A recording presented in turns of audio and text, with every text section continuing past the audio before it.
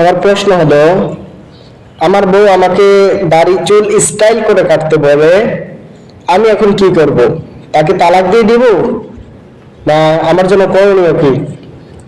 মাশাআল্লাহ মুহতারাম, শুনুন, আপনার বউ যদি আপনাকে সুন্নাহ বিরোধী কাজ করতে বলে, দেখেন কিভাবে স্টাইল করে চুল কাটা, দাড়ি কাটা, এগুলো হলো ইহুদি খ্রিস্টানদের একটি আদর্শ চরিত্র তাদের।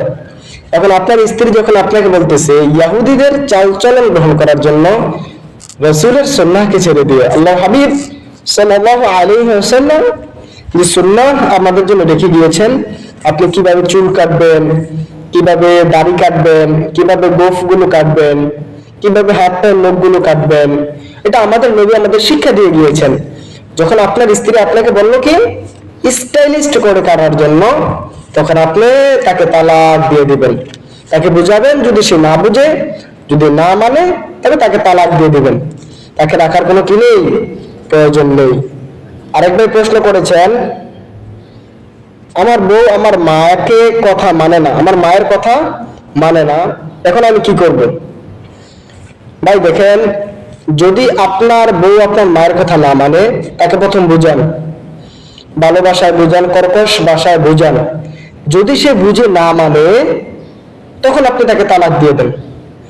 আর যদি দোষটা আপনার মায়ের হয়, তবে আপনার মাকে আপনি বুঝান, একদিন দুদিন বুঝাবেন, বুঝানোর পর যদি সে না বুঝে, তালাক দিয়ে আপনার বাপ মাকে আপনি তার ধৈর্যের সাথে গ্রহণ করতে হবে। তাদেরকে তো আর বাদ দেওয়া যাবে না। যতক্ষণ পর্যন্ত না তারা ইসলামের বিরুদ্ধে কাজ করতে না বলে, ততক্ষণ পর্যন্ত আপনারা আপনাদের বাবা মায়ের কথা মানতে হবে। মুহতারাম, বাথরুম থেকে আজানের জবাব দেওয়া যাবে কিনা? না। শোনেন, বাথরুমে ঢুকা বের হওয়ার দোয়া আছে, এছাড়া অন্য কোনো আমল করার অনুমতি দেয় না ইসলাম। শরীরে কিছু মাসলা আছে, যেমন আপনি মনে করেন চাইলেই কিছু করতে পারবেন না, এই জায়গাটা অপবিত্র, নাপাক জায়গা, এবং নাপাক স্থান থেকে আপনি সবচেয়ে যে দামি আওয়াজ আল্লাহু আকবারের আজানের ধ্বনির জবাব দিবেন, ওই জায়গা থেকে আপনি দিতে পারবেন না। হ্যাঁ, যদি আপনি ওযু করে বের হয়ে আসেন, তারপরে আপনি দিতে পারবেন, সমস্যা নেই, কিন্তু বাথরুমে বসে তার জবাব দেওয়া যাবে না। 4 নাম্বার, একবার প্রশ্ন করেছেন, আল্লাহ কি সর্ব জায়গায় বিরাজমান? তবে তো আল্লাহ টয়লেটেও বিরাজমান, নাপাক জায়গায় বিরাজমান।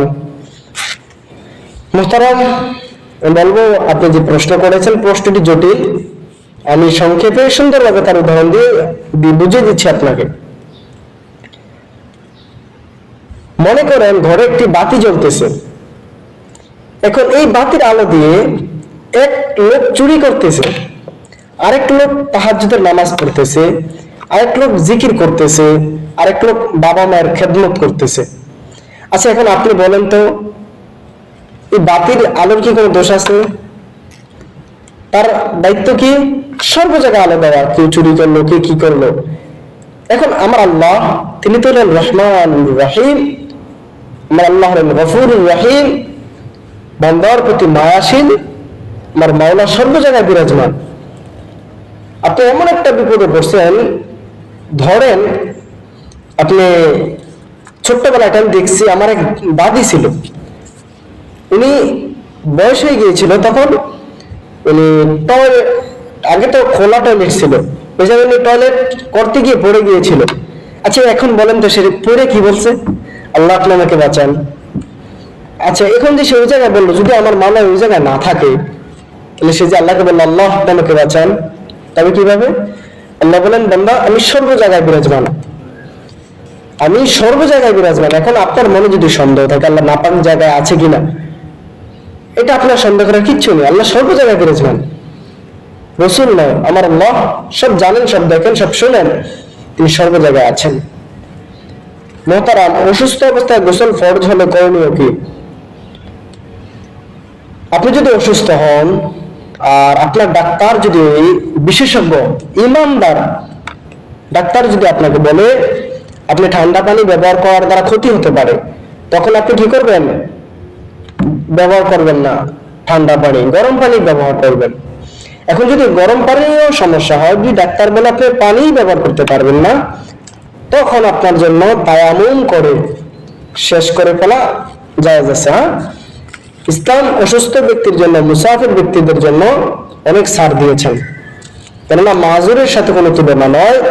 আমার আল্লাহ বড় দয়াশীল, মাজুর ব্যক্তির জন্য যেটা করণীয় তিনি সেটার ব্যবস্থা করেছেন।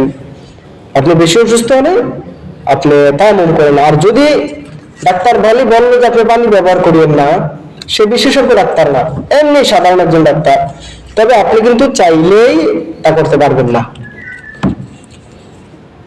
মোহতারাম, আমার প্রশ্ন হলো, একজন বলছে কাগজের টাকা দেওয়া যাবে না, সেটা নাকি ব্যবহার করা জায়েজ নেই।